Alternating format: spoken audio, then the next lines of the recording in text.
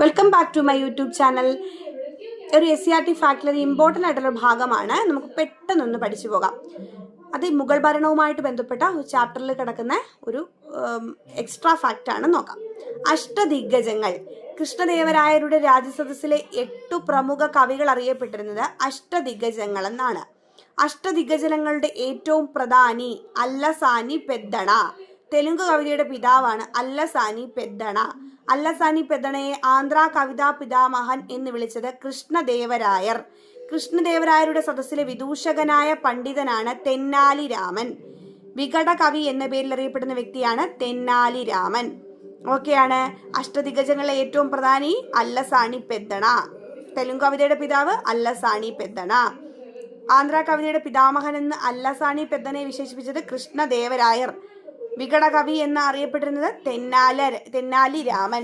അതുപോലെ തന്നെ നോക്കിക്കേ, 50 രൂപ നോട്ടിൽ ആലേഖനം ചെയ്തിരിക്കുന്ന ഹംപിയുടെ ചിത്രം.